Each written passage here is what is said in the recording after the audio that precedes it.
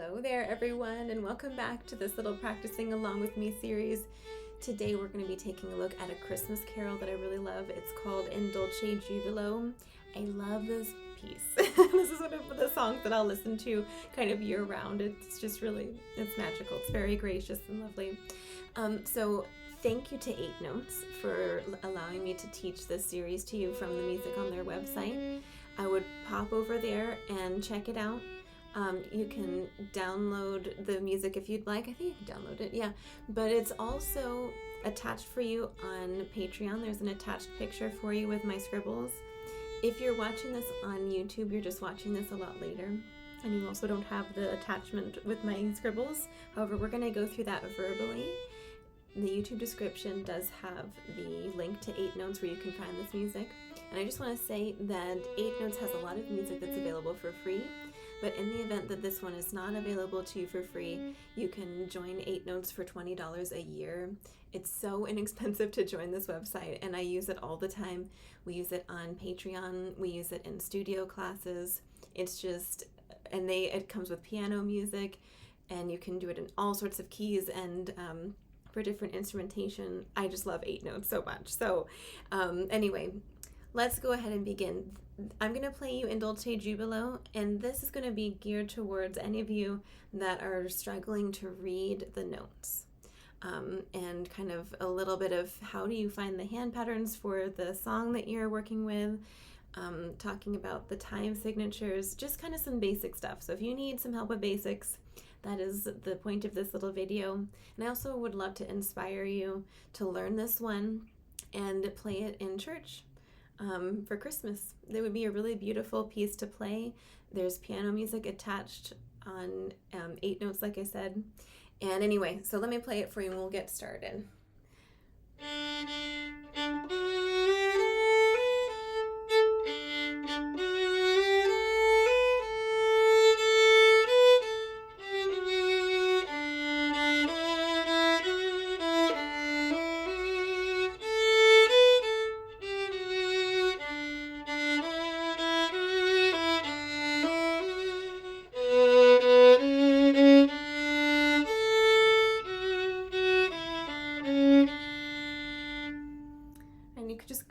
Playing it, it's just one of those songs that just gets better the more you hear it, I feel. So let's go ahead, and first things first, we need to, for practicing reading music, it's really helpful to memorize the open strings. So on the screen at the moment, you should see a picture that has the treble clef notes laid out for you with the strings that we're going to be working on. So we have the G string, the D string, and the A string. There's no E string in this piece, so that I haven't bothered to put the E string in there for you. I don't want to confuse you too much. So you can see that it's also color coordinated. So the D string is in blue. So every time we run into open D, let's put a blue 0 over that note. So the very first note of the piece is the D, the open D string, so I've put a little blue 0 over that note there. If we continue a couple measures, you're going to encounter what A looks like, the open A string. And so since I've written that in green, we're going to put a green 0 above that note. A couple measures later, we encounter once again the open D string, so I've put a blue 0 above that note. And a couple measures later, we are returning to the open A string, and that has a green 0 above that note. So let me play you the first line, and then we'll continue with the second line, putting in the open strings. And we might, there might be a finger or two that's not an open string that we put in because it's the transition note to the next string. So anyway, here's line 1. I'm going to start on my D string. This is the G string, by the way. D, A, and E. Okay, so over here on the D string, this has a blue 0 over this note. And then we get to the A string. So let's put a green 0 above that note. And we're back to the D string, so that has a blue 0 above that note. And then we have a green 0 above this A. Now on line 2, measure 9, you can once again put a little green 0 there if you want. But we haven't changed strings, so you don't necessarily need to. So we have A. This is the note that we're changing strings on. So you can see the previous note. This is measure 9, 10, measure 10. We start with A, which is green. But this next note is below the A string. It's not on the A string, it's below the A string, so it has to be on the D string. So my bow's gonna hop over here to the D string, because I know it's gonna be on the D string. And it's one note down from A. So we've got first finger, second finger, third finger. The fourth finger is the same note as the upper string. So it's not the fourth finger, it's the third finger. So I'm gonna put third finger right down here. You can also find it from the D string, D, E, F sharp, G. The next note is A. So this is the third finger, that would be one note down from the A string. So we've got a blue 3 on this note right here because blue is the D string. Remember? It was color coordinated. So we got a blue 3 here. Here's our open D again, which is blue, is a blue 0.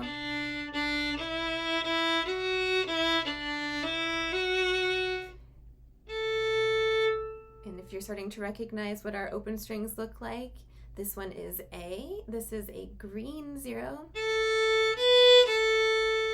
In measure 18, this is the beginning of line 3. You can put a little green 0 on the starting note if you want, because this is A, but we haven't changed strings, so you might not need to put it there. But the next note, in measure 18, it's not on the A string anymore, and it's one note down. You remember what this note is? What's one note down from A? One note down from A is G. Technically, it's a G sharp. That would be the closest note to A. But letter names, it's G. I don't want to confuse you. If I confuse any of you with that, we'll talk about key signatures and where the fingers go in a moment. So we've got G.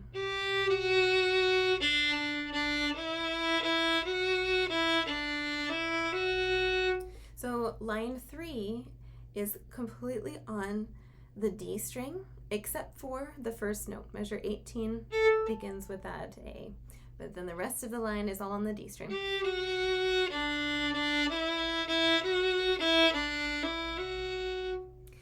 Last line, line 4, we're going to get to the G string finally. So you can see our starting note. You remember what open D looks like? Look at the very first note of the piece. This is open D. In measure 25, we're way down here. So this can't be on the D string, it has to be on the G string. So your bow can hop over to the G string. You know you have to be on this string. If you've memorized what open G looks like, open G is 2 ledger lines down, and it's a space note under that last ledger line. But this is 1 ledger line down, and it's a space note underneath. So what is 1 ledger line down with a space note underneath? You can look at the picture. It's your second finger.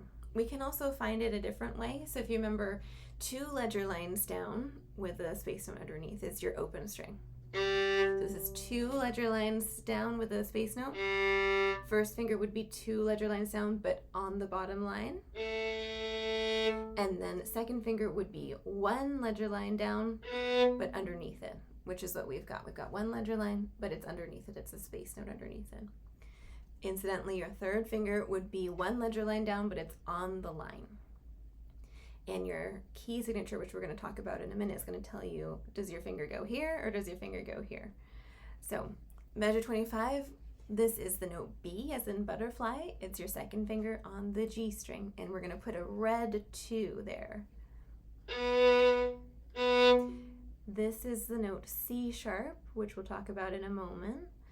This is an extended third finger, so you can see I've been putting my fingers together on the other strings, but this one, it has to go up here.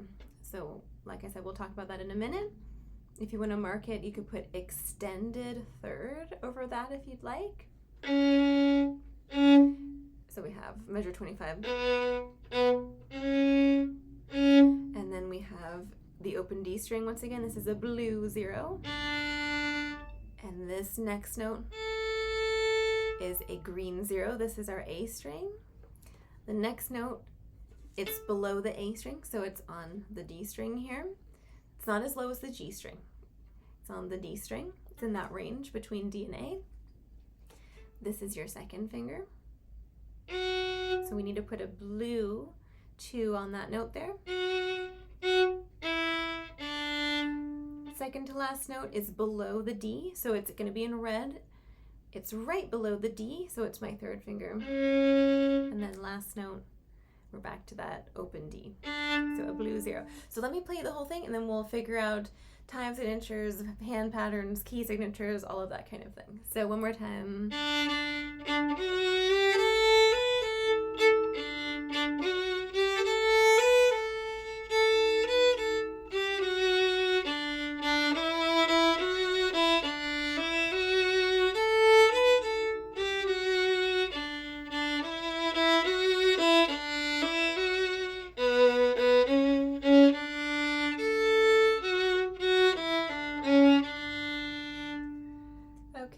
So let's first talk about the key signature.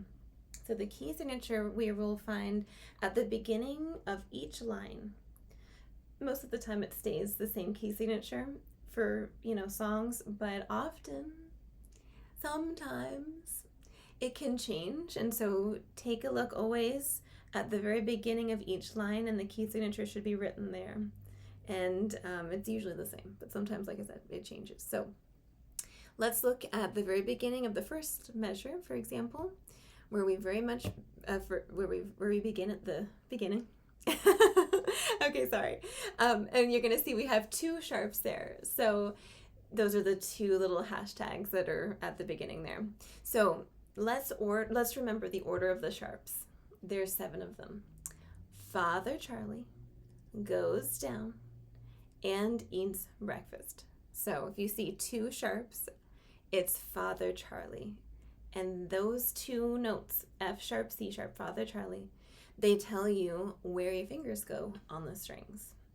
So we'll come back to our little acronym in a minute, see if you remember it. Father Charlie goes down and eats breakfast.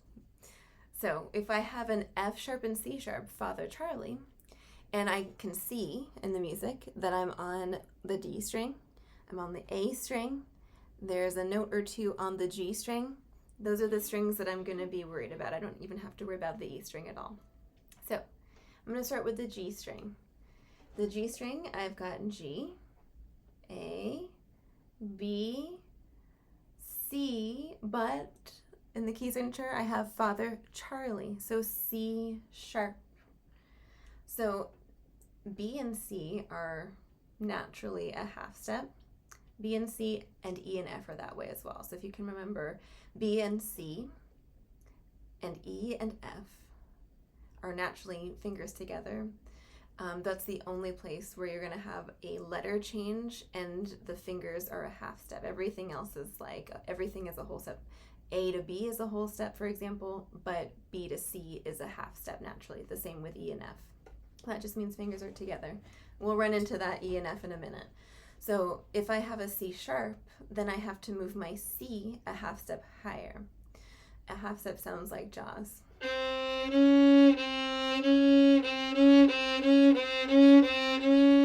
So C sharp. So that gives me this hand pattern. If I was to put my 4th finger down, D is right next to C sharp. So I have this extended third. You can see 1, 2, 3 is extended and 4th finger is right next to it. If we go to the D string, D, E, F. Remember, E and F, just like B and C, are naturally together. So E and F, but I have Father, Charlie. So I have an F sharp, Father. So F becomes F sharp. Let's listen for Jaws again.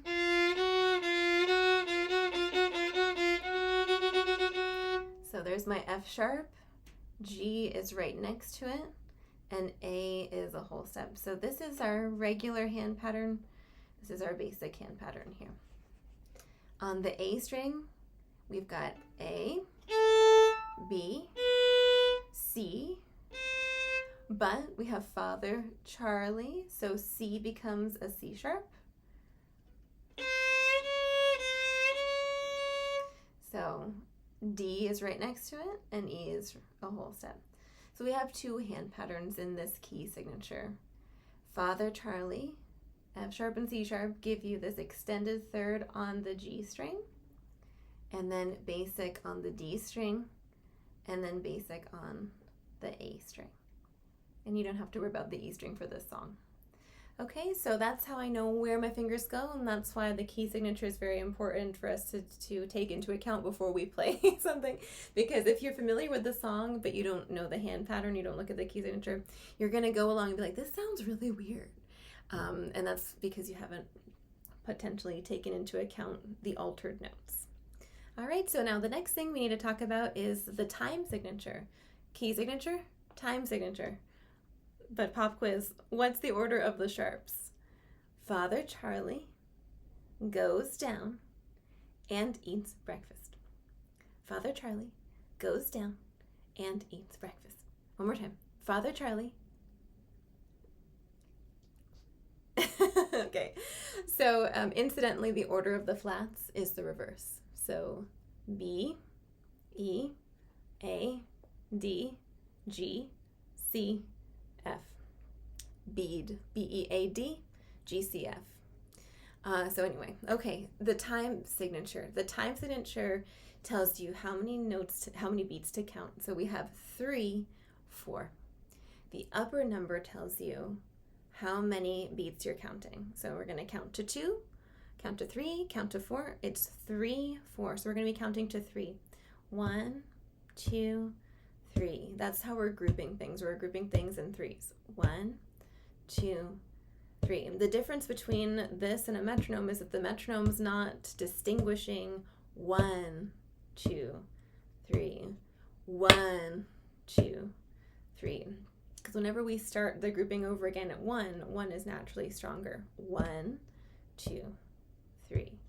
1, 2, 3. And actually, if you look at the music, you'll see that most of the time, if not every time in this song, the longer rhythm is on beat 1 and the shorter rhythm is on beat 3 because beat 1 is stronger. So the upper note tells you how many beats to count. We're going to count to 3.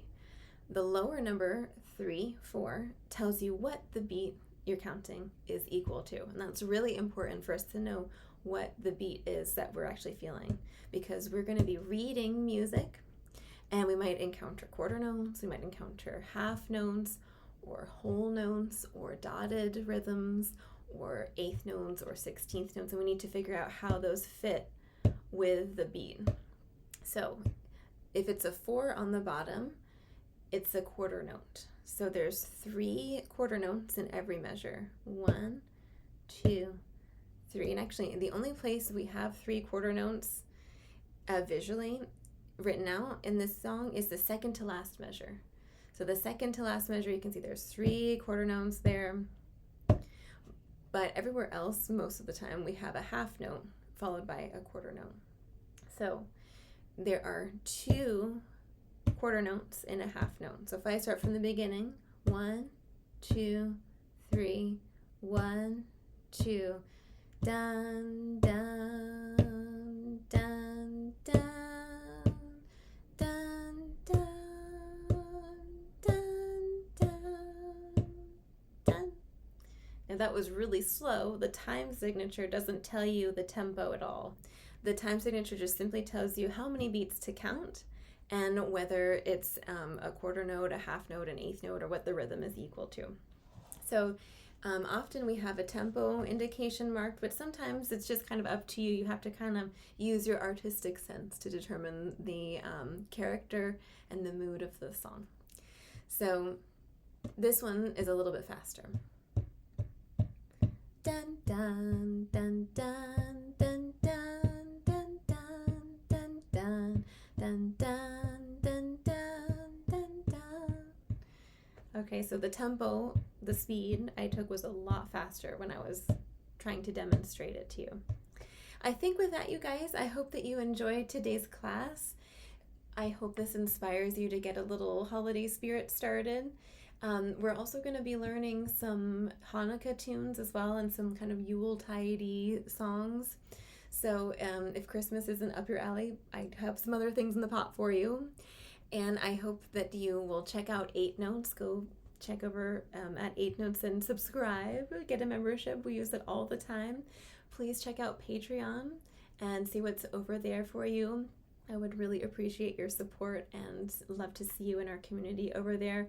Come to our group classes and guest artist classes and our virtual studio circles, and just kind of take your music learning to the next level and have some community time and interact a little bit more with me. I would love that.